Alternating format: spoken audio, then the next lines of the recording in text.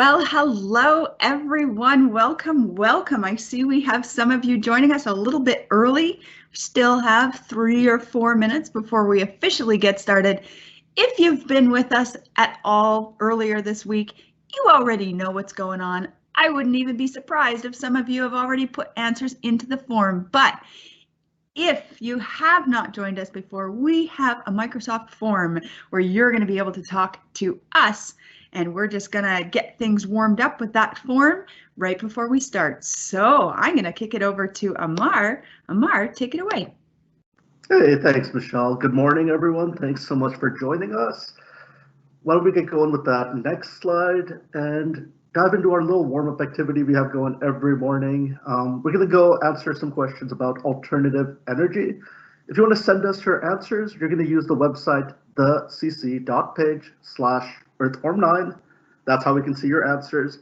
Please use that. Don't use the question and answers. We try to keep that open for just helping students. So if you're going to be answering these questions, use that website, thecc.page/earthform9. All right, let's get going with that first question. This is the end of the week, so we've had a lot of time to reflect. So what do you think Earth Week is about? Like, what is Earth Week all about? I know we've been doing a lot of cool Minecraft builds, but what have those builds been about? Let's see some great answers. Before we get going, Isabella, I'm curious, what's Earth Week about to you, without spoiling it for the students somehow? For me, I feel like every day, it's Earth Day every day. So the fact that we have a dedicated Earth Week is really nice because I think it really allows us to reflect where we are in our environment and how we can be the best stewards of the world, honestly, because I think it's not just limited to where we are, but it's also how we relate to other places and other things. And in particular, what's really, we obviously deal with tech a lot, and now that we're always online and remote, keeping things charged has really gotten me to think about where that energy is coming from. Yeah, and I see that there's so many students that are also saying that it's about respecting the earth and taking care of it, and that's so nice to hear that. Love that. Speaking of which, Ria, congrats. You were the first answer. Ria mentioned it's about respecting the earth. Maya says it's about caring for the earth. Ryan's saying keeping the world nice, helping the earth make it better. From Ellen, so many great answers, and they just keep on coming in. Quick shout out to Mr. Walter's class. That's Kara Coraline, if you're wondering. And we have Miss Arbanite and Miss Siles' class from Maple Leaf Public School, local in Toronto with me, so that's pretty awesome. That's awesome. Loving these answers. Sophia says Earth Day is a day where we learn more about the world. We learn to pick up trash. We learn to be better custodians of this land we're borrowing. That's an awesome answer. Okay, everyone. Super job. Benjamin taking care of the earth. Why don't we move on to the next question? Or, yeah, let's put that answer up there for a second. I gotta pause myself. I'm not gonna lie to people, I'm just super excited about building. Yeah, great answers, everyone. Nailed it. It's about learning more about how we can help the earth. Think about the words of the week: recycling, energy use, reducing waste, conserving water. All right, next question. Why are we trying not to use fossil fuels? And that's a pretty big word to break down. Maybe we're not all familiar with that, fossil fuels. What is a fossil fuel? Because sometimes I get confused, Isabella. What exactly is a fossil fuel? Yeah, we're actually going to be talking about that later on. But a fossil fuel is essentially, a decayed animals or plant waste that are, buried really, really deep down in the earth, and they have been compacted for many, many years. And what happens then, because we're all carbon-based, a lot of the living organisms are carbon-based, they become this really rich carbon fuel, and that's why we call it fossil fuels, because it requires a particular organism to have passed away, whether it's by disease or old age, but then it also requires that compacting over millions and millions of years before it gets converted into fossil fuel. Thanks, Isabella. That helped me understand fossil fuels a lot better. And I'm noticing a lot of answers coming in. But first, Miss Thompson's grade 6 class in Etobicoke. I'm right next door, so it's awesome to see you local. Miss Shepard's 5-6 class, all the way from the Blue Water Coast in Hensall. Wow, I got to open up my maps and figure out where that is. That's pretty cool. We have a lot of great answers coming in from students as well. We have Brooke, sorry, not Brooke, that one. We have Rhea coming in saying fossil fuels pollute the earth. Alexis, because they're bad for the earth. That was a great guess because there was a question mark at the end. You were 100% right, Alexis. We got Andy, to help preserve our earth. We got to stop using those fossil fuels. Great. Elliot mentions they're old fuels. Great answer, Elliot. Keep on, everyone, keep on doing a great job with these answers. Mr. Snell's grade 6 class, they are non-renewable. I like that word, non-renewable, heavily polluting fuels. Excellent. Joseph mentioned because one day they'll run out. One day they will run out. Not only is it about saving the environment, it's about protecting our future. I like that connection, Joseph. Braden, because they warm up our climate. Wow, that's deep. Change. And they're putting our coastal cities at risk. I love those global warming connections. Johan, it releases CO2 that is bad for the atmosphere. Awesome. Okay, wow. Let's check the answers. Maybe we should have put those answers up as I was reading that. Cool, there we go. Yeah, they have a negative impact on the environment and the climate. Great job, everyone. High fives all around. Let's go into our next question. Let's do one more question and let's see how we are doing for time. What is hydroelectric energy generated from? What creates hydroelectric energy? What really helps me with questions like these is breaking down the words. What does hydro mean? Let's reflect on that. What hydro means. What do you think hydroelectric energy comes from? Mr. Jones' class, right back at you. Happy Friday. I miss going to Waterloo. Hopefully I'll be able to come back out there when things get a little bit better. That's awesome. And we have Ms. Chirelis' class, grade 7 from Peterborough. Great to see you as well. Ms. Johnson's class, glad to see you've joined us. We're seeing a lot of great answers coming in. Adam, Nayan, Tiana, love those one-word spot-on answers. Water. Let's put up the answer on the screen. Lindy, water, H2O. Sophie, it comes from water. Amazing. We got so many people nailing it. William, hydroelectric energy is generated from water. Love that sentence formation. Thank you. Daniello, Kylie, Carter, Oscar, Armand, Cherish. You're all rocking it. Thank you so much. How are we doing on that time, Isabella? Do we have time for one more, or you're muted? You owe me 25 cents, but keep on going. No, okay. I think we're ready to start because I think we have a very jam-packed session. But just so we know, I think the last question is, I just shared the answer here. It is on solar energy. We're actually going to be thinking about how we can harness that sun energy for our build challenge here. Nice, nice. Get that mind going. And at this point, I'm going to pass over the mic over to Michelle Armstrong, who's going to introduce our day, and then we're going to get rocking. Oh, so great. Thanks so much, Amar. Thanks so much, Isabella. As Amar mentioned, my name is Michelle Armstrong. I'm one of the co-founders of the Cobblestone Collective. We've been able to spend the entire week learning with Minecraft with teachers and students from all over the world. So thank you, all of you, for joining us. We've got an unbelievable lesson again today where we have more special guests. I'm going to just turn things right over to Isabella, and she's going to introduce the rest of the team, but have a fabulous, fabulous lesson. Awesome. Thank you so much, Michelle. So we have here our wonderful team. I am Isabella. I am going to go through what is alternative energy and what does it mean to harness renewable, or what is non-renewable energy. And here you've already heard from him. We have Amar, that is going to be our Minecraft expert. And we also have Cami, who's just going to be doing everything that's on the back end. So if you have any questions, if your teacher has any questions, make sure to use that Q&A function, and let's get started.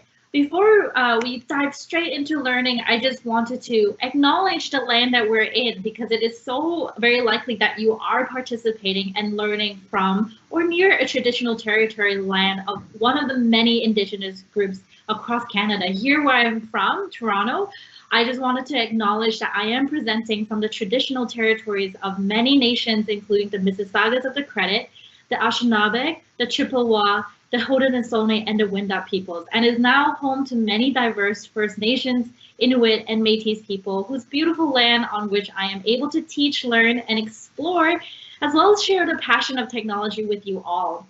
So thank you so much for joining me on this journey. Just as you know, Cobblestone Collective is a group of educators who are very interested in sharing their passion and really co-learning and sharing everything that is really wonderful about technology. So we have 3 wonderful educators here, but I'm sure you have already tuned in and learned from other people throughout the week as well.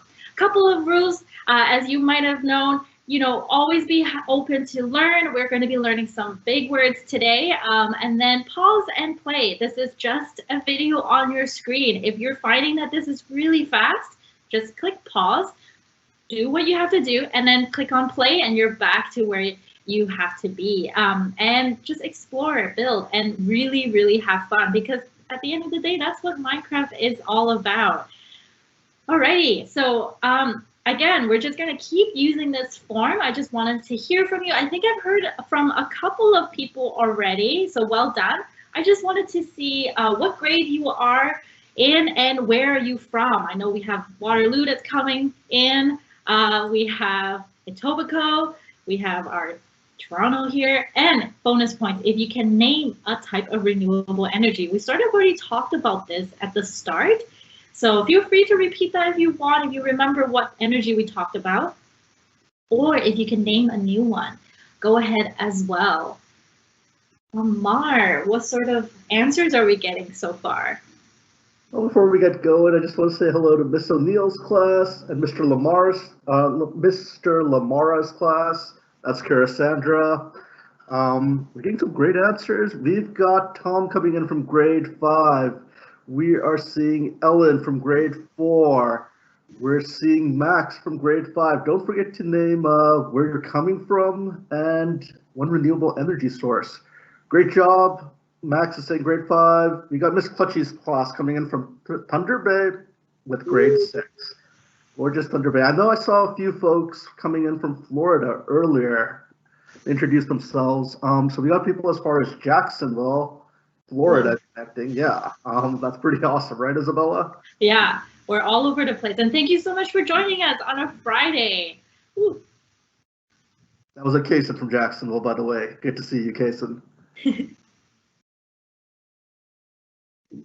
I think the answers are going to keep on rolling in, Isabella. Why don't we move on for now, and we'll... Yeah. Perfect. Well, thank you so much. And I know you know exactly how to use this form. So for today's plan, we are just going to first talk about what is an alternative energy, just learn some vocabulary, some key terms. We are going to go through an overview. I will share where I'm from. Specifically, we're going to dive deep into Ontario as a case study.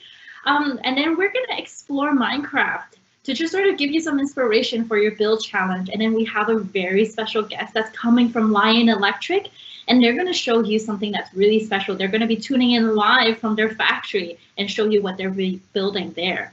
And then we're going to have some time for your build challenge, and that's it. Maybe if we have some time, we have some question and answer period. So to get, just as a reminder for teachers, this is just a video. Remember to pause, you can rewind, and you can always play. So to just define what is an alternative energy. So an alternative energy is an energy that does not come from fossil fuels. And we talked a little bit about that. What does it mean by fossil fuels, right?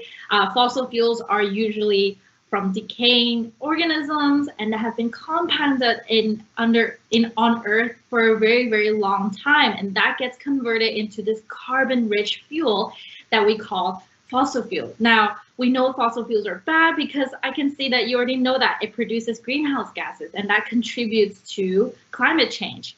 And so that's why we have to start thinking about alternative energy. So let's just get into it and let's explore the energy of tomorrow. Sometimes when we think about alternative energy, we think about it sort of breaking apart our land, right? Like we have to require so much space to build all these things. And as you can see, this is an aerial view of solar panels. But what I really appreciate is that there is some beauty with it. And you know, with this land, it's desert, it's impossible for us to grow anything. So what can we do instead of, you know, breaking it apart? But we can actually use that surface, because look at it, there's so much flat surface. We can line them all up with solar panels and harness that sun energy. So instead of just thinking about potentially breaking apart, you know, our pre-existing ecosystem, let's just look at it. What do we have to work for, and what sort of alternative energy can we harness from this piece of land? So looking at here, we have our desert, and obviously the land is very uneven, but what can we do? We can build a bunch of windmills and to harness that wind energy. So all of these images are just really beautiful images that are from National Geographic. And here, this is another one in a really interesting way of building solar panels. Instead of lining them up in like grid form, this is like a radius that's radiating from a particular power source. Alrighty, so there are three major terms that I really want you to take home. Fossil fuels, we know it's fuel that's coming from old life forms, that whether it be animals or plants, anything that has been decomposing for a very, very, very long time. Renewable resource, we already know that. It's a natural resource that cannot be used up, or it is one that can be replaced within a human lifespan. So we all know that, you know, our solar system, there's a finite time span for that, but when we're measuring renewable resources, we're just measuring it in terms of one human lifespan, because how much can we use in a lifespan? And so when it comes to non-renewable resource, it's just a natural resources that cannot be replaced after they have been used. And we are going to be talking about some alternative energies that are non-renewable in particular. So looking at this particular picture, we are seeing 4 different types of renewable energy or alternative energy. Can you name some of them? So use that form. I didn't post it here, but you know what that form is. So feel free to let us know, what are some of the alternative energy can you find? And bonus point, if you can tell me whether this particular alternative energy is renewable or non-renewable. Let us know. So while we wait for some of those new answers to come in, just want to say hi to Miss Cardoso's class from grade 8 in Campbellford, Ontario. We've got grade 8, Ananya in grade 8 coming in from Scarborough, Toronto. Stella from Hedsall, Ontario. Thank you all so much for joining us. Wow, this is off the hook. There's so many answers coming in. Oh, wow, we got Emily from grade 4, New York. Nice, thanks for joining us. Okay, let's just see some of the answers that have come in. Ananya mentioned solar and wind energy. Lindy mentioned wind, oil, solar, H2O. Think about that oil for a second. I'm going to pause and maybe Isabel will talk more about that later on. Yaya mentioned windmill and solar panels, I think. We have Harrison mentioning solar panels, Graham, solar panels, Adam, biomass. Oh, this is off the hook. Mackenzie from Jacksonville mentioned that solar panels are a form of renewable energy. How are we doing, Isabella? Some great answers coming in that form. That's amazing. And I see there's light energy. Yeah, fantastic. You know, solar energy is a form of light energy. So well done. Juan, very good. Okay, so we're just gonna go from left to right, I guess. So we have our wind energy here, wind power, and we know that wind energy here is a renewable energy. And our solar power here, again, it's also a type of renewable resource. And then finally, we have our hydropower here. It is also a renewable energy. So all 3 of these things right now, they're all renewable energies. And then finally, getting to the top right corner there, we see nuclear power. So that's a very big word there. And I can see that Johan has actually mentioned that, nuclear power. And despite what everybody thinks, actually it is not a renewable energy. And we'll get into why it's not really considered as a renewable energy. And I just really wanted to do a shout out to Mademoiselle Wong's class from Mississauga and Miss Barnes' class, Super Sevens from Peterborough. Welcome. Thank you so much for joining us. And we're going to get started. Before we dive deep into it, what is your all-time favorite electronic device? Aside from the phone, because I know you, I also love my phone, but aside from your phone, what is your second most favorite electronic device? Let's just put that into your form. I just wanted to know. No thoughts needed from me, Isabella. I gotta say, one of my video game systems, whether it's a Switch, an Xbox, or a PlayStation 4, that's easy choice for me. Martha, you have everything, every console that's available.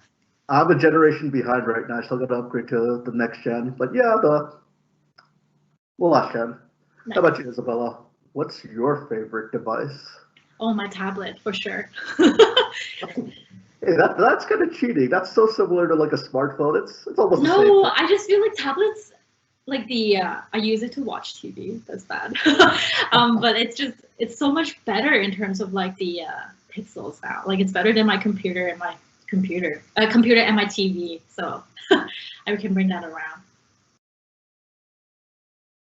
Okay, looks like we've got good answers coming in. Henny's mentioned computer, PC. We got Ananya mentioning laptops or TV. Max chose the computer. Alexa agrees with you, Isabella. The iPad's their favorite device. Benjamin mentioned the iPad and the computer. We got a lot of folks also saying television. Oscar, Anika, great job. Nayan's got to give a shout out to the Nintendo Switch. I'm there with you. Kyla with their tablet as well. Donald, Xbox. Jacob is PS5. Ooh, Zaina likes the Chromebook. Adam, that's a nice answer. Microwave. I gotta take my answer back, the microwave, because I can't eat food without it, and I love food. Awesome answer. All right. Awesome people. Molokai, Menaz, Salman, Johan, Mackenzie from Jacksonville. Thank you all so much for your answers. Why don't we keep on rolling? Awesome. I love it. I also really appreciate the stove. And I think there was one that's on the electric tea kettle. Sarah, yeah, I see you. I'm also a fellow tea drinker here, so well done. Okay.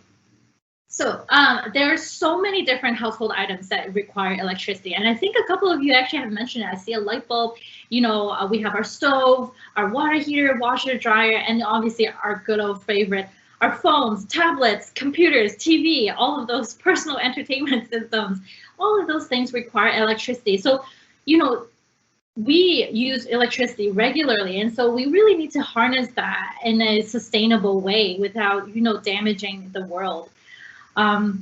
So I really wanted to go over, in particular, where I'm from in Ontario, because we actually use a lot of renewable energy.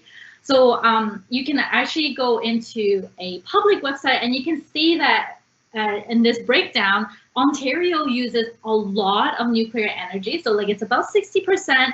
And then the secondary energy sources from our hydro, which is our water. And then we finally have wind and gas. I noticed that some of you have mentioned oil, and that's actually a really, really small percentage for Ontario. And what's interesting is that Ontario is the only province in Canada where majority of our power is coming from nuclear. And I know a lot of people, when they're thinking about nuclear energy, they're probably thinking about Hulk, X-Men. I don't know.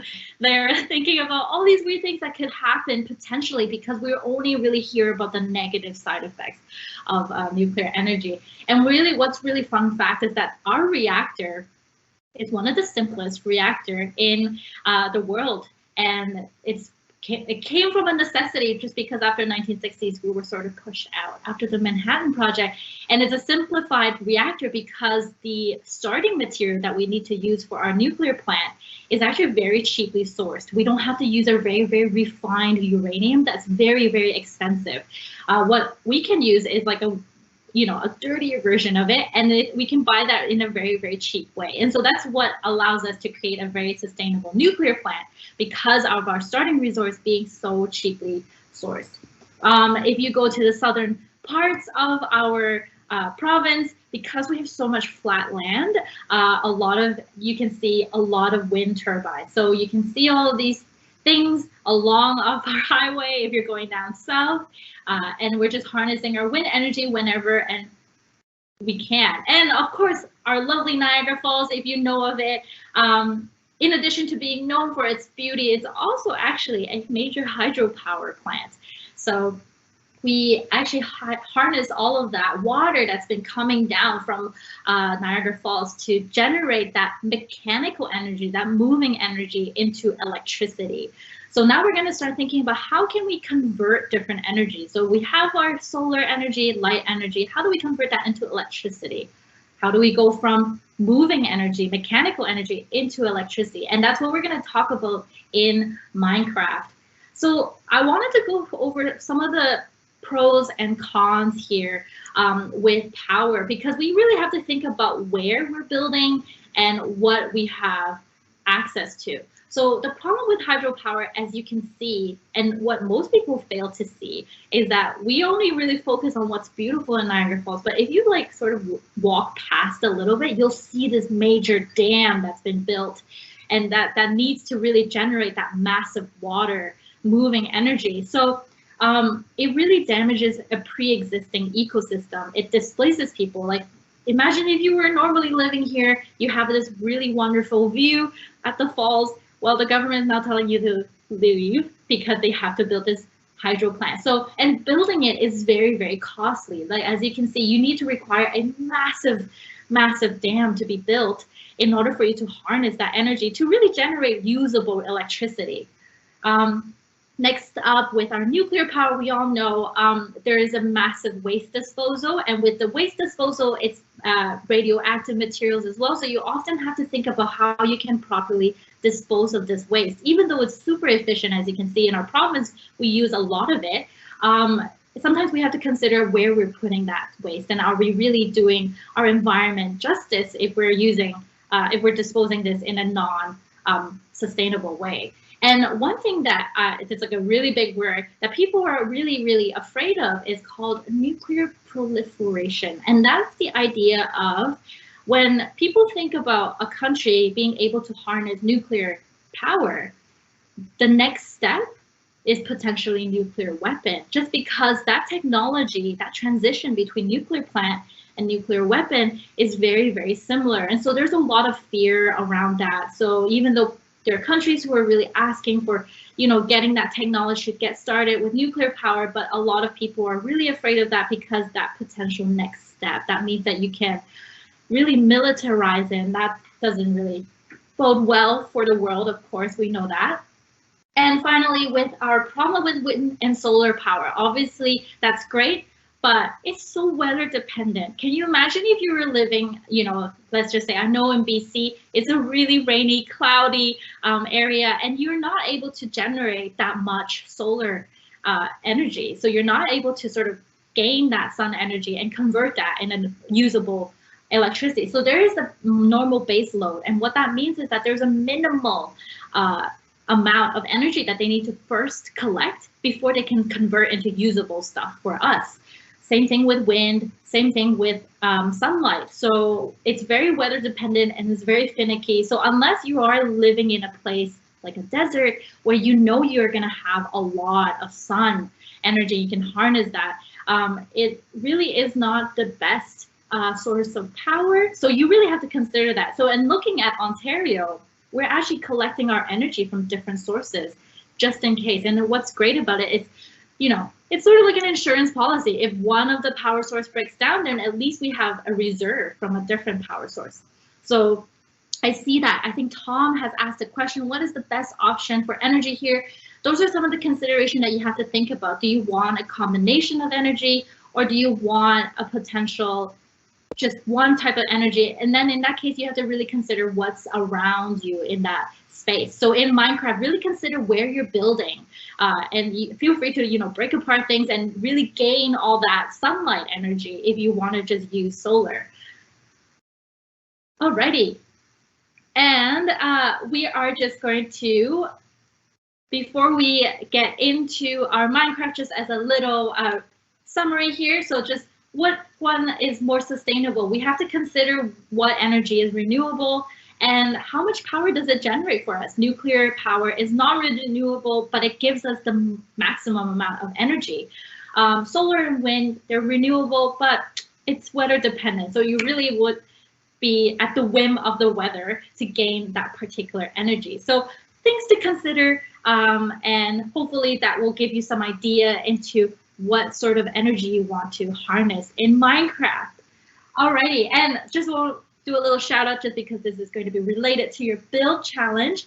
In Toronto, in the city where I'm from, you can actually start seeing a lot of electric as well as hybrid buses that are going on the streets in replacement of the traditional type of vehicles. So Teslas, all those nice cars that are just rechargeable. This is the best way possible because it's not generating any greenhouse gases anymore. And so we're getting our step further into reducing carbon emission. Alrighty, I know that was a lot, but those are some of the really fantastic questions here coming up. And I think we are ready to dive into our sustainable city. Ooh. So before we go in, I just wanted to remind you, our build challenge for today is actually to build your own electric bus.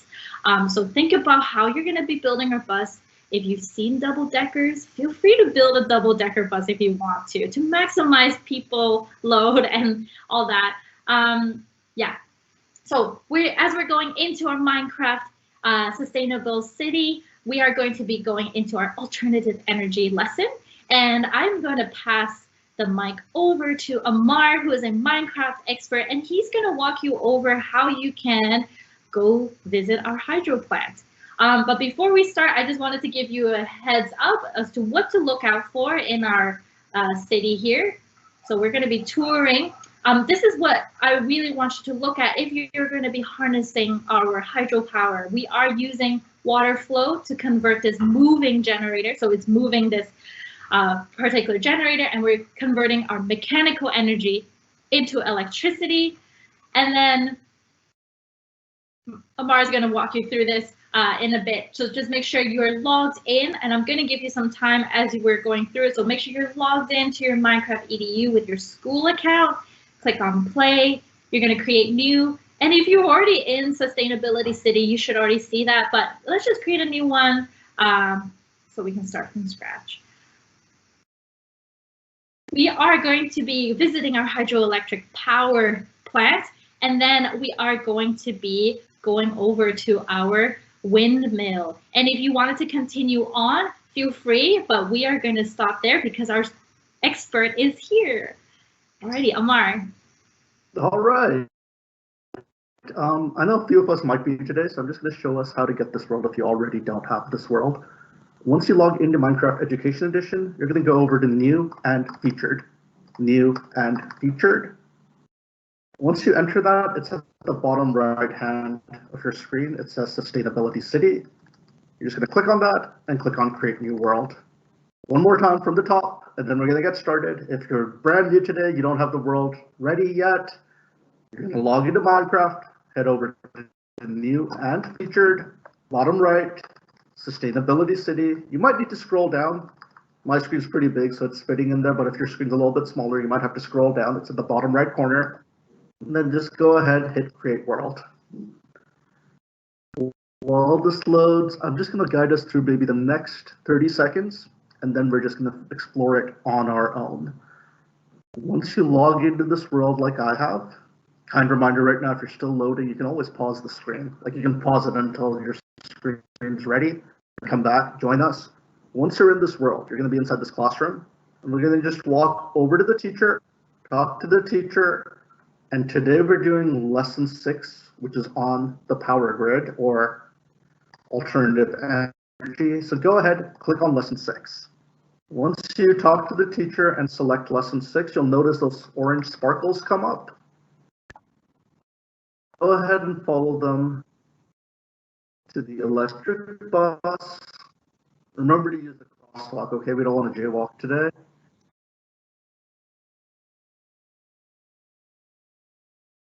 And then once you talk over to the driver, have them take you to power.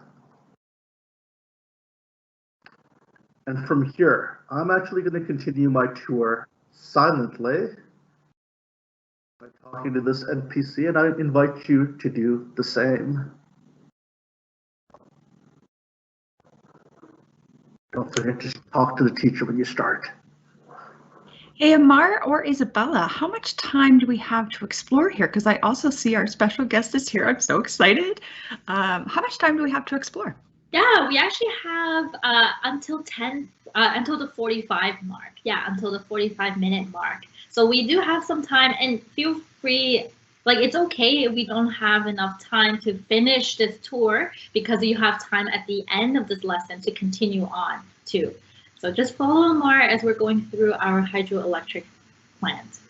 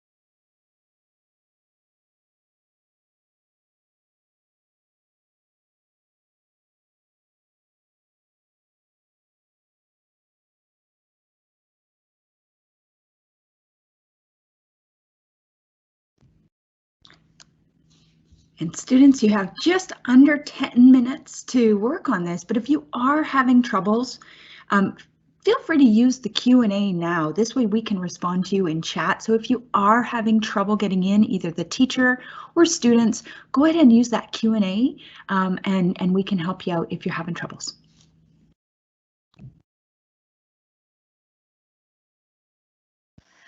Alrighty, so as you can see, Amar is just heading towards the windmill. Just make sure you are going over there and meeting our windmill engineer. What an amazing view here. As Michelle's mentioned, you have just a little under 10 minutes to explore. And I just wanted to do a shout out to Ms. Lamar's class. Enya, thank you so much for letting us know. Your teacher is amazing. And yes, she does deserve all the shout out.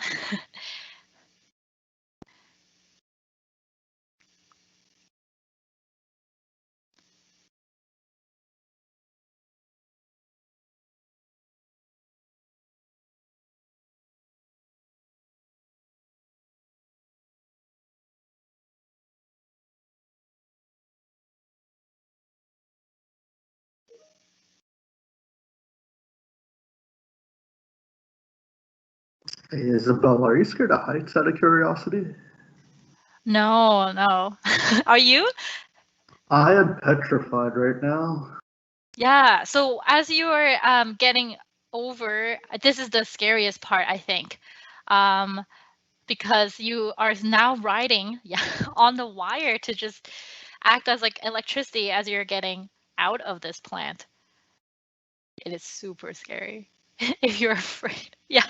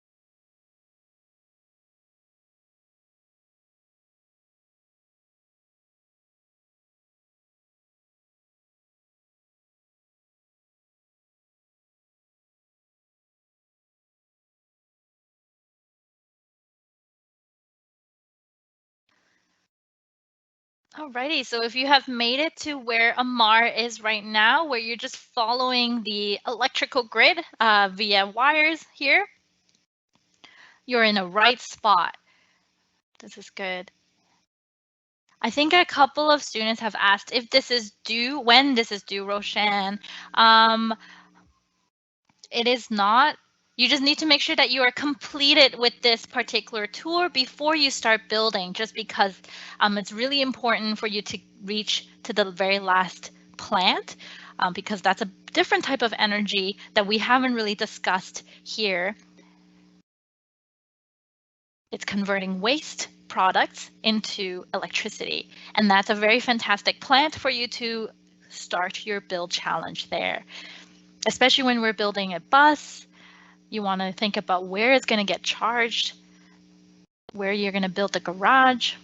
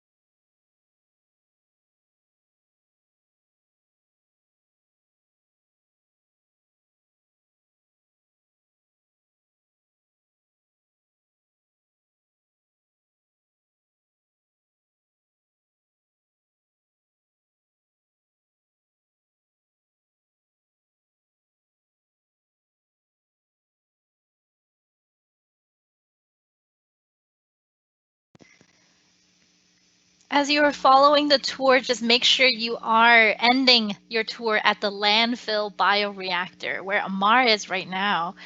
He's getting ready to go into the landfill reactor. And I am just cognizant of time because I want you to meet our expert guest. So I am going to... One last question before we head on over to our guest speaker here. As you went through the tour,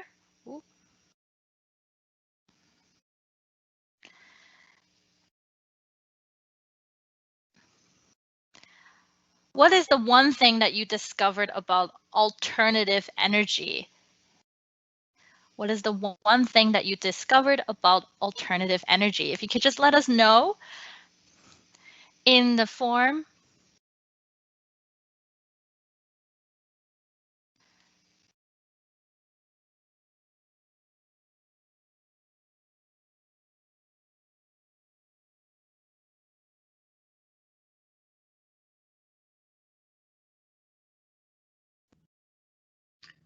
Just a kind of reminder, if we're still in that game, remember, we can't see your answers unless you come back to the cc.page/earthform9.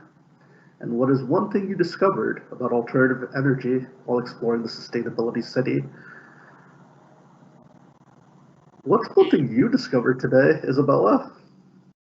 That landfill bioreactor was something super cool. I've never seen that, well, in real life. So that's why when I saw that in Minecraft, I was very impressed to see that whole, it's very elaborate. And I love the fact that it like connected back to food waste, which I know it's a lesson that was taught sometime during the week. Yeah, it was so cool, especially the different levels of the different waste and how they, yeah, that's amazing. Yeah. Is there any cool answers that are coming up, Amar? Yeah, I think Arvin completely agrees with you, Isabella. It just blew his mind to see how there's almost limitless ways to make energy in so many different creative ways. A lot of people seem to be sharing that same sentiment. Great answers there, Andy, Roshan, Ellen, Daniela. Most energy is helping the land and not hurting it. I wonder if most energy, but I know some energy for sure. Great answer there. Hennis mentioned there are multiple alternative energies, such as different types of electric energy. Good job, Hennis. Farah mentions that solar energy and wind energy are a source of alternative energy. I'm glad to see you making that connection. Let's keep on rolling because I know our guests of honor are here. So I'm going to pass it back to you, Isabella. Awesome, perfect, thank you. And we have joining us here a word for expert. Lion Electric is coming. So Lion Electric. Hello. Yeah. I'll just let you introduce yourself. Yeah. Sure. How you doing, everyone? Good morning. I'm Patrick Gervais. I'm the Vice President of Marketing and Communication for Lion Electric. We are a manufacturer of heavy-duty, 100% electric vehicles. So we built buses, we built trucks, but heavy-duty trucks, the big ones, from class 5 to class 8, garbage trucks, bucket trucks. Like you guys have just built a sustainable energy city. This is really cool. So you would need bucket trucks to fix all the electric wires and transportation for this. This is pretty cool. And imagine having a garbage truck, which wouldn't make any sounds. In the morning, you would have to run after him to put your garbage in the morning because you didn't hear her come because the garbage trucks are making so much noises. But today, we're going to be talking about school buses more as of today. Should I go on or? Perfect. There we go. I'm really excited. So imagine, I can't wait until all of you are going to go to school on 100% electric school buses. And even more when we're going to be able to build in Minecraft a Lion Electric school buses. This is going to be even cooler, Then we could put pressure on you teachers and on Minecraft to build Lion Electric school buses. This is really cool. Well, today I have the opportunity to make you visit a little bit of what is an electric school bus. When you look at it, it's just like our normal school bus, but it's a little bomb of technology. So we'll start right away with the charging port. Here's the charging port. where it's located in front of the vehicle. As you can see, it's a real bus and it's dirty. So you will see that we use them for real. They're not, out of the imagination. So if you want to be cool, you could say the people, electric school buses from Lion charge on a level 2 charging station. And this is a J1772 charging port. So you'll look cool if you're going to be able to say that and remember that. You will see this is really easy. We could tilt the hood over here. There we go. Really easy. It's made out of composite, so it's way much lighter than a regular bus. So as we go on, you can see here, there's a little speaker because electric school buses doesn't make any noise. So to make sure that when you're crossing the street and you're playing with your friends, you know that there's a bus coming, it makes a little sound, so you'll be able to hear it. It's a little music that it plays. Surprisingly, there's no engine here. The engine is right in the middle of the chassis. It's way different. It's way smaller. It only has 20 parts instead of 2,000, and there's only 3 parts that moves in an electric engine. How cool is that? And here are really the power distribution that it's made from there. As you will see, there's almost no liquid into it. There's no oil. There's no air filter. All you have mostly is the windshield washer, which is really important for great visibility. As we go on the other side, and I'm gonna have Gabriel run around a little bit with me.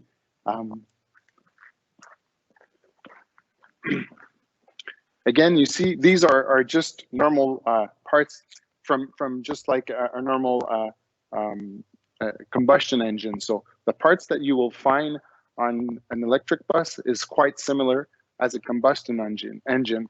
But the big difference is everything is purpose built to be electric. So as you will see, it's not placed at the same places that if it was a combustion engine, which you probably have never seen before, but still it's really made for easy access, really easy to maintenance. So you have a little, you can see over here, you have easy accessible all information that you would like to have if you want to maintenance the bus. And one really important thing is safety. And here you get the kill switch. So you control the power of the electric school buses just at your fingertips. So if anything happens, you want to make a joke to the driver, you turn it off and he's not going to be able to go on. And then you put it back on and then the energy flows and goes back in.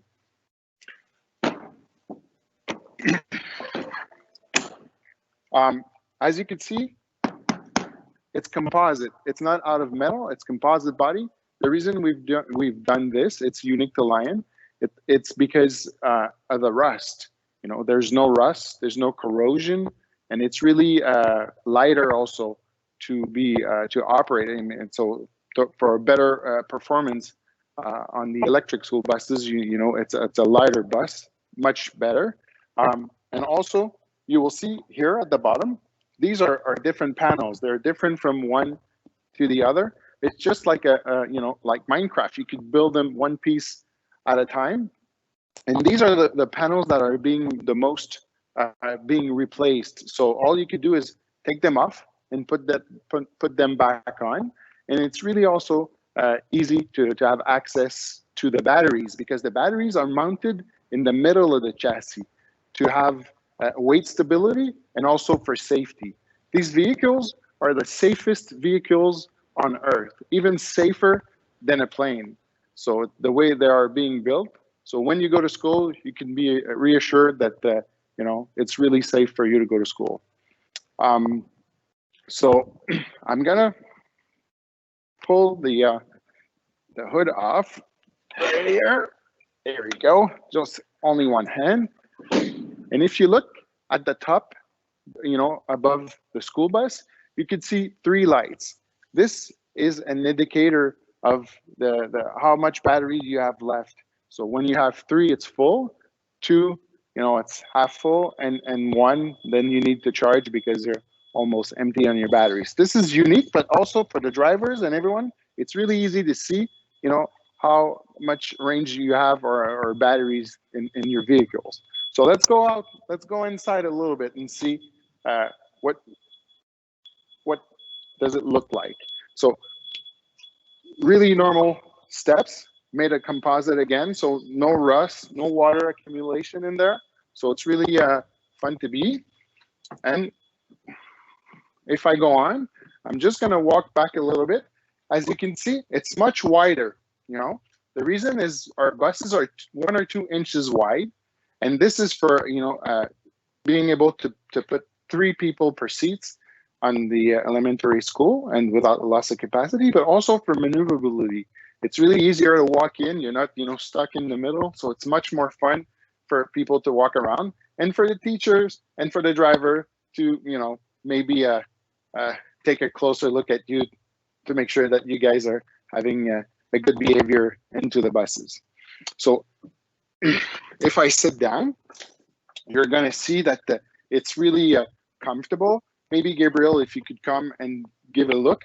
The visibility is really a good visibility. Now you're seeing my whole studio. Might not be just like on the road, but still it gives you an idea. The cluster here and everything is really accessible and easy to accessible. So you have all big buttons on the left side for the driver to have easy access to it. And then it's the same thing, you know, it's really different because you have a 3 button. So you push on the brake to start, and then you have neutral, drive, and reverse. Really easy to maneuverable. And if you turn it on, there we go. Makes a little noise, but doesn't make more noise than this. So this is what you're hearing right now, is the air compression that is going into the brake. And then after that, it's gonna be silent, no noise, not much noise than this. Over here on the right side, you have the cluster, and then you have all the access and information for the driver as he's driving. So it gives tips. You're going too fast, don't push the brake too hard. It's really easy to maneuverable, but it's also really fun to drive at the same time. And as you can hear, there's no noise. Right now it's on. If I could just push drive and start right away. So it's so you don't have to scream at your friends when you want to talk. So it's a lot of fun. There we go. So it's a little bit of what a school bus looked like. Again, like I was telling you, you know, when you look at them, they're just like a normal bus, but at the end of the day, they're a bomb of technology. So the school bus could go up to 155 miles or 250 kilometers. So on the range, and to charge it, depending on the type of charging station that you're going to be using, it could take from 4 to 8 hours, depending on what you're going to be doing. So I guess this summers it a little bit. I don't know if you guys have any questions. I don't think I've forgotten anything. There we go. J'entends. Awesome. Thank you so much, Patrick. And that was a wonderful tour. It was so interesting to know that the outside was also composite. I think we have a couple of questions that are coming from students.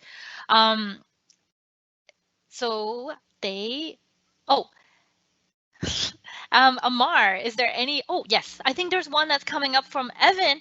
Are the electric school buses more expensive than a regular school bus? That's a really good question, Omar. Yes, the electric school buses are more expensive on the acquisition price, but on the operational costs, they are way less expensive to operate than a combustion engine. You know, you're going to be saving about 80% on the energy cost and more than 60% on the maintenance cost, because like I was saying, there's no oil, no filter. There's a regenerating braking system also, so you don't even mostly touch the brakes when you're driving them, and it regenerates the battery when you do touch the brakes. So you're almost not using the brakes. So it's really cool. Right now, you know, on the total cost of ownership, so for the whole life of the vehicles, no matter what, electric will always be cheaper or less expensive than combustion engine.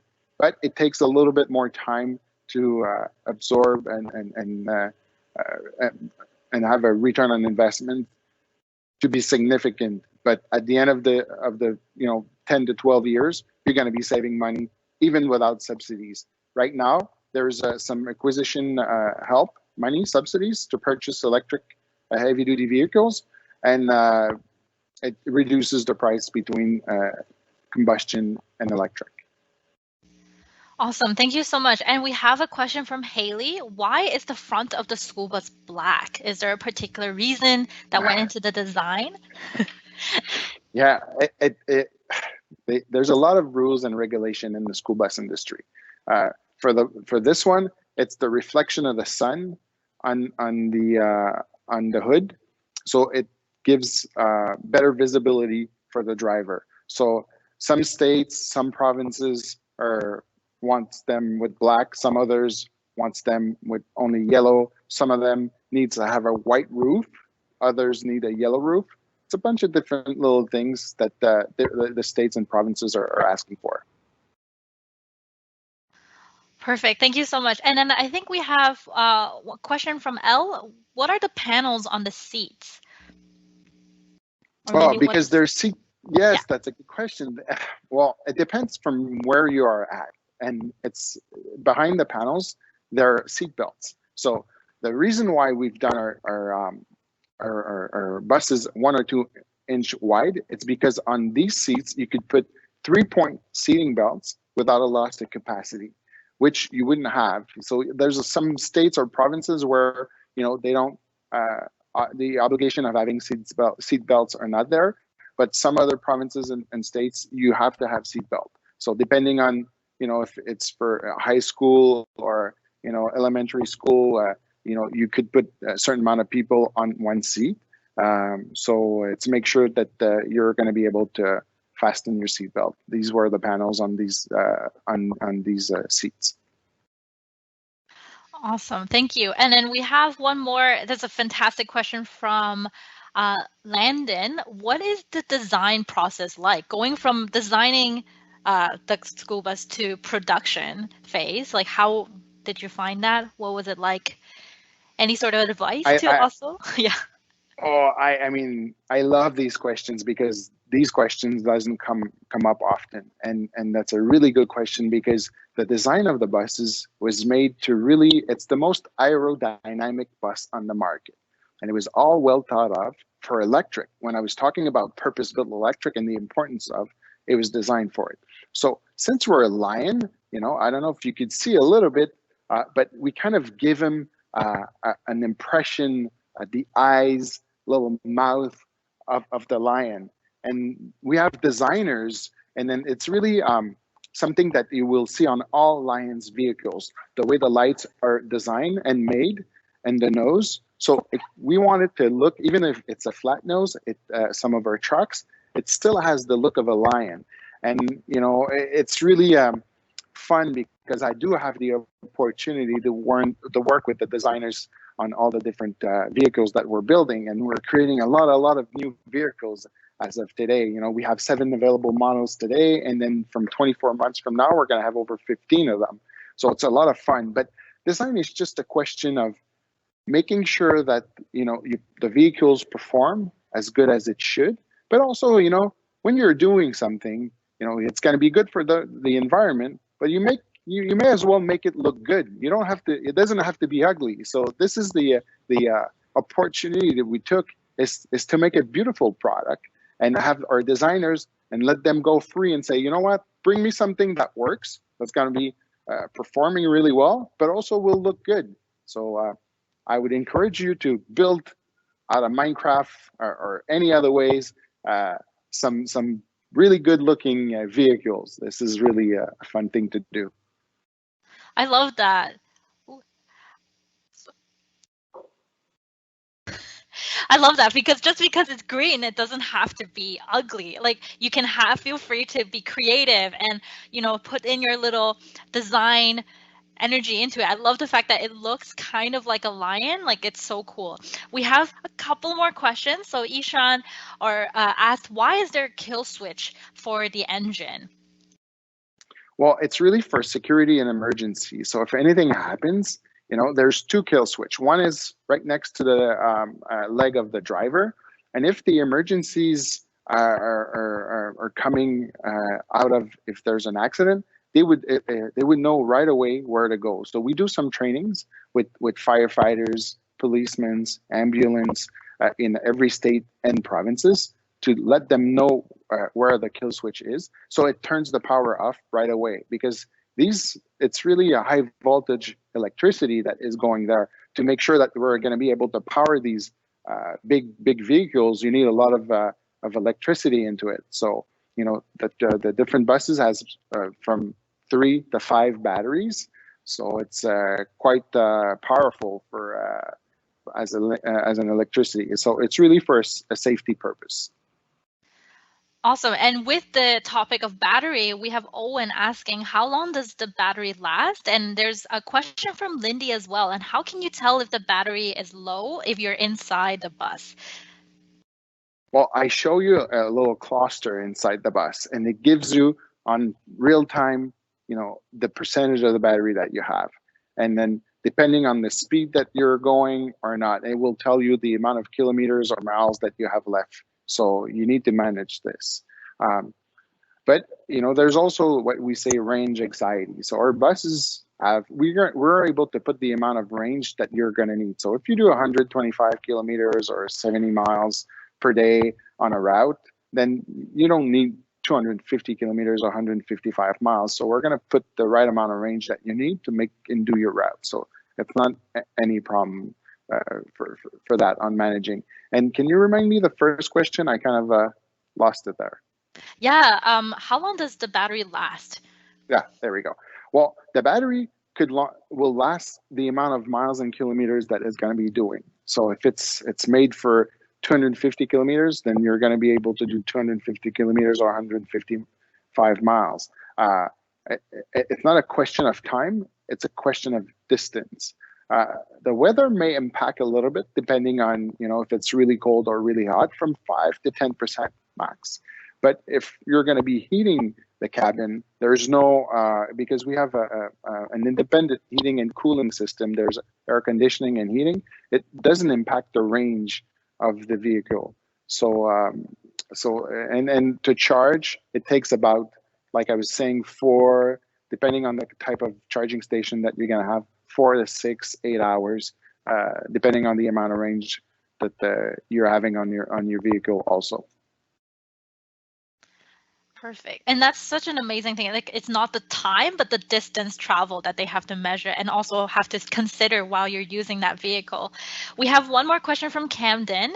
Why do you choose to use lighter materials? I think you've mentioned because there's that rust prevention factor, but is there another reason? Well, that's it, Camden. This is a good question because, obviously what we wanted to do is to make sure that our vehicles are performing at its best. So there's multiple reasons why we use composite. First, it's a question of longevity and also what we call uptime. It's a little complicated for you guys, but when you have vehicles and buses, you want them on the road and you don't want them in the garage, right? You want to use them as much as possible. So when you have a little accident or someone hits you a little bit, this is plastic. You don't have to stop. You could continue your route. And then you go back to the garage and then you put a little bit of plastic on it and it's fixed. It takes, like an hour, 30, 20 minutes. Well, if you have a metal body or, aluminum, it's going to be rusting. It's really dangerous. So you have to, really get towed, go to the garage and redo the whole body. It takes a really long time. The other reason, it's also, again, like I was saying, rust. Make sure that it stays for at least 12 years with good performance, so you don't have to replace them. So the time, the longevity of the buses, our buses could go up to 15, 20 years without any problems because they're out of the composite. And also the weight, because we have batteries. Batteries are more are heavier than anything else. One battery is close to 500 pounds. So, we need to make sure that the whole vehicle is lighter to perform better, and have some longevity on the batteries and also on the life of the buses. Perfect. And we also have like Camden responding, so it's kind of like a boat in terms of that. Yeah, reasoning. you're right. You're totally right. It's kind of like a little bit like a boat. You're right. You're totally right. Awesome. And we still have 5 more minutes with our guest experts. Amar, is there any question that's coming in from students that they are curious about? So Samantha's wondering, how many of your buses are actually in live rotation right now? Would you have an estimate or? I do. We're right now the leader in North America as a school bus manufacturer. We have over 300 of them on the road, not in order, on the road. If I would talk about orders, that's a lot of them. So, and we have done more than 6 million driven miles, more than 10 million driven kilometers. Obviously, with COVID, we have a little bit less. Some schools weren't on the road, so we're going to recount. But we're delivering buses every week, and we're putting a lot of mileage. If I can't remember, we were doing 11,000 kilometers per week with the different fleets that we have. So we're probably at 12 million kilometers as we speak today. So because of when we did our numbers was before, but we have over 300 of them since 2016. A little bit across North America. We have them in California, Quebec, Ontario, in Alberta. We have them in the Atlantic provinces, Massachusetts, New York, Illinois, Michigan, Minnesota, everywhere.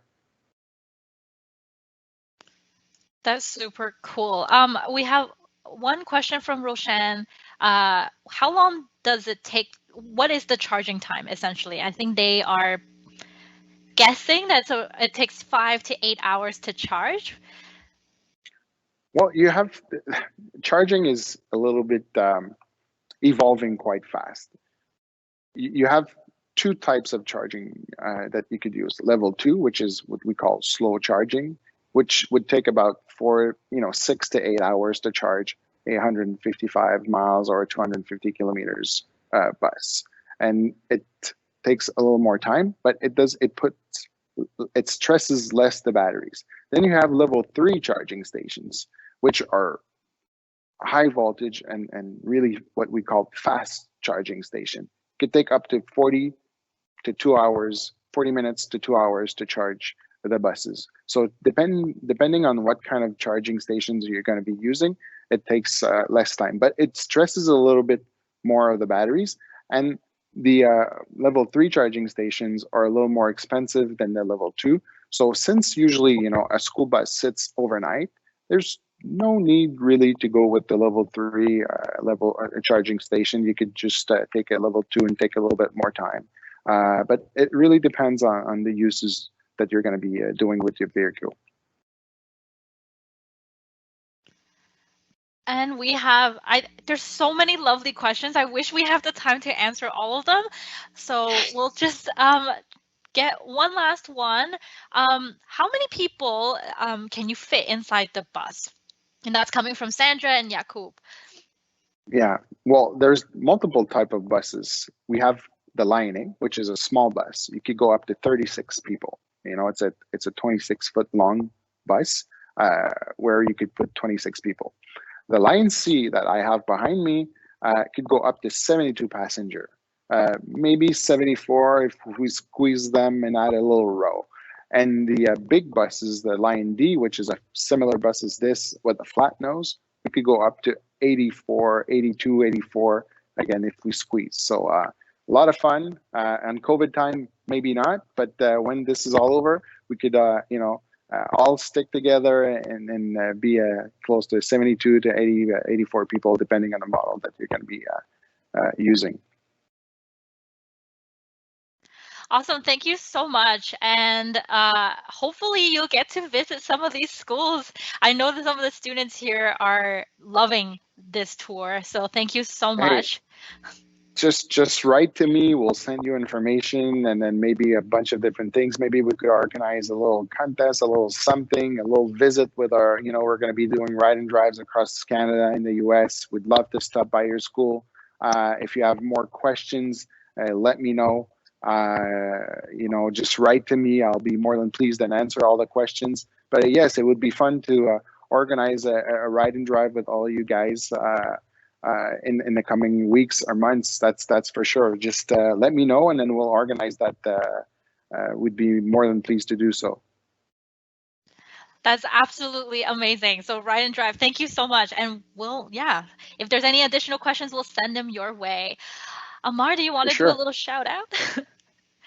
Oh man, we had so much engagement in chats. I just want to thank everyone that sent a question in, even if we didn't have time to ask it. Like, thank you, Rose, Lincoln, Camden, Toby, Jacob, Haley, Samantha, Oscar.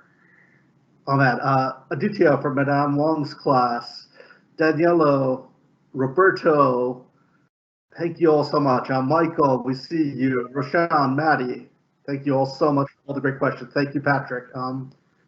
Great job, everyone. Thanks, everyone, again. And why don't we get going? Yeah, so you've learned a lot on renewable energy. So let's just do a little review, okay? So we know what a renewable resource is. We know what is a non-renewable resource. We know how we can best convert it. So you can see there's mechanical energy to electricity. There's also just waste products. So like if you're coming from like the farm or food waste, you can convert that into electricity as well. We've also learned about different advantages as well as disadvantages of different types of energy. So now we're getting straight into our build challenge. As I've mentioned before, we are going to try and build our own version of an electric bus. If you want to build the school bus, feel free. Just make sure that there's a lot of rules and regulation on how it's supposed to look like. But if you want to go creative, feel free. Double-decker buses or any other bus that you can think of. Just make sure that you are sourcing and harnessing that renewable energy for your bus.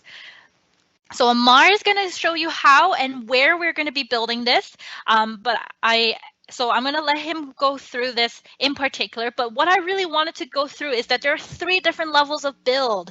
So the first thing I want you to look out for is we want to just create like a normal shell of a bus. Okay, so we are going to create our bus, and while you're building this bus, in addition to considering what kind of energy you're going to try and harness, I want you to start considering what sustainable material you can use to build. We've learned about different types of materials throughout the week. It could be wood, it can be bricks. Just think about what kind of material that you can use that's sustainable, that also ensures that the bus is aerodynamic, right? So you also want to consider that the bus, it's going to be traveling and you don't want it to slow it down. Even though it's a recyclable material, you want to make sure that this bus is going to be traveling fast and not slow. So that's level 1 for our build. So apprentice, we're going to try and only just think about an alternative energy source and start thinking about different materials for the surface, for the outer parts of our bus. We learned from Lion Electric, they designed their own composite, which is like a type of plastic that really allows it to be a safer bus when it's in accident, and also for the longevity of this bus, right? We know that it's not going to be rusting in the long run, and it's a plastic, so it literally is fixable. It is exactly like Minecraft, and you can take something out and then replace it with something else. And then the next level up, we have our artisan level. Now you're going to start designing maybe potential safety features. You notice that in Lion Electric bus, there is a there's a sound system there. That is to signal students that the bus is coming, because with electric vehicles, it doesn't really have that combustion engine sound. You want to create a little nice tune that as the bus is traveling over, it's going to say, "Hi, I'm here," to notify the students. Then you can also create a rechargeable battery. Where are you going to put this rechargeable battery? Are you also going to put it in the front or maybe perhaps at the back? Start thinking about where you're going to start placing them. And then finally, our expert builder level is to create a garage. We have traveled our sustainable city. You know where that energy is coming from. So feel free to build a little route that will feed that energy into your garage so that you can park your bus there for charging, just to show us that you are really harnessing that alternative energy. So we have hydropower, we have our waste energy, we have wind energy. Which energy are you going to be harnessing for your electric bus? So start thinking about that. And Amar, if you wanted to take it over. Okay, yeah, of course, Isabella. And I just want to give a kind reminder to everyone, we have till May 14th to submit that. Your teachers are going to get all that information through their email, so keep an eye on that. And with that, let me just share my screen. And why don't we start building? You have two options on how you're going to get going. Number one, if you're in this world, that's great. If you know what you're doing, you can always start a brand new blocks of grass world. But if you're already in this world, I'm going to pretend you're somewhere on the wind turbine. You're going to first press escape. After you press escape to pause it, you're going to go in your settings. You're going to make sure that where it says personal game mode, change that to creative. Change your personal game mode to creative. After you do that, you're going to be ready to build in here. So one more time, escape, settings, personal game mode, change that to creative. Pause it right here. There's a great spot to pause it if you need to figure that out. Once you've created this in creative mode, you can start flying. If you're on a keyboard device, just press spacebar 2 times and you're going to fly. Take a look for that little crane that's off in the distance over there. We're going to go build on top of that location there. Sorry, the word's escaping my mind right now. Is that, what's the word, Isabella? It's the waste bioreactor plant right there. Yeah. Waste bioreactor plant. That is a mouthful. So remember, the easiest way to figure out where it is, it's to the left of that giant yellow crane building. You'll notice that waste bioreactor plant has a lot of space to build on top of it. Now, if you don't know how to build a bus, you're having you're having any trouble figuring out how to build that bus, find the electric bus.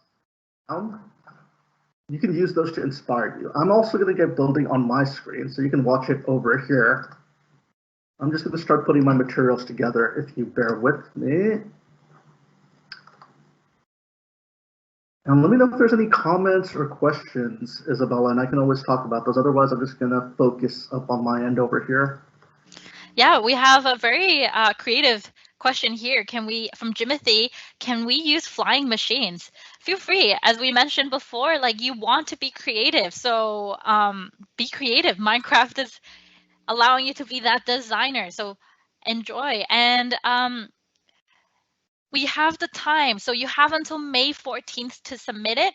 Feel free to take this time to just get started and use some inspiration from Amar's build if you want. Your teacher is going to get more information about how you're going to submit this.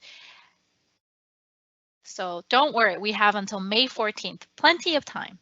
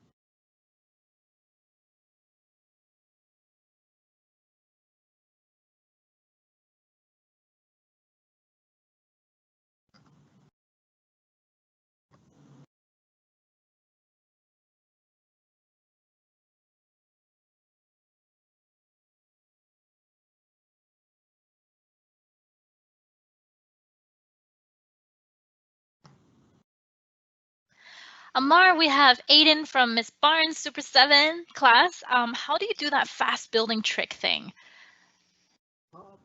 I am going to pretend you're on a keyboard device with either a mouse or a touchpad. I literally just hold down the right click, or whatever button you use to build, and I just hold down the back button. So as I move back, like I'll show you, I press it and I hold it and I just move back to build. and that just helps you lay it down faster. It takes a little bit of practice. If it's your first time playing, my friend, like, don't worry about it. When I first started, it used to take me forever. It just comes with a little bit of experience. Hold it and move back.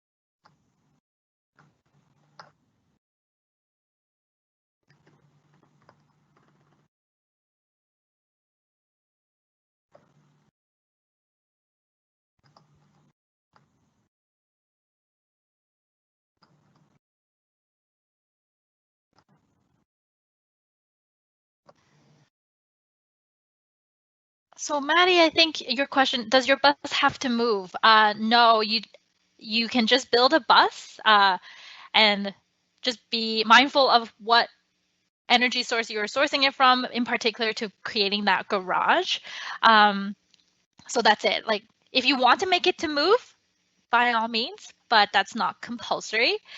Right now, just creating the shell of a bus and the interior of the bus is most important. And Max has a question for you, Amar. How do you get the wheels? Oh, okay, some of this we're gonna have to use our imagination for. I actually just opened up my inventory like I did right now, and I just searched for any type of black block. I'm actually using black concrete, but we're gonna pretend it's rubber for the sake of this project. But it's just a black concrete block. Then I put a button right in the middle. Just grab any button, choose the color you like for your design. And you'll notice I put that there, so it kind of looks like the axles. Let me know if you have any follow-up questions on that. I love that, using the power of imagination for our wheels. And I think we have a question on whether, oh yeah, you can for sure create your own world, Roshan, like and put your build there. Your teacher is gonna show you how you can submit your entry. Just as long as you have a space to build your vehicle, your electric bus, as well as the garage, then that's fine. So if you already started, feel free to do that. Oh, we have some suggestions for you, Amar. Krish was saying you should connect the door with a button because you know how the bus driver presses a button to open it. I like that. I'm gonna switch over to an iron door for you, my friend. Thank you. And I also love Ichwal's question. Amar, why are you not using real yellow? Why did you choose that yellow for the side of the bus? I want everyone to feel like they're having a party when they get on this bus. Makes me feel like I'm in Hawaii. Just a design choice.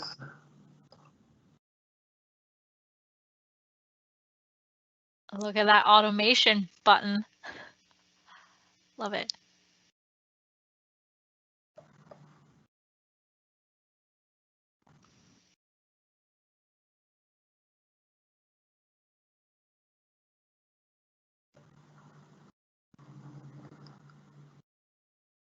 I wish we could stay here all day and watch this, but you know what, Isabella, Amar, we only have 3 minutes left. I think we have to end things. That makes me sad. Okay, well, we had such a fantastic time with you all. And I'm sure Cami and Amar, as well as Michelle, they all agree. We really do enjoy spending all that time with you. All that shout out for your teachers. I love that. I love that you are giving your shout outs to your teachers. So make sure you check in with them. They're going to let you know what that sustainability build challenge is. They're going to be receiving instructions on that. Again, you have until May 14th. to submit this. So just to give you a heads up, you are going to have to create a 90-second video, sort of like a little tour that you just saw with Lion Electric on your particular build. So just give us that really nice 90-second tour to show us how it works and how you're using alternative energy. Thank you so much for joining us. Just one last question. What alternative sources did you actually manage to use for your particular bus? Can you let us know?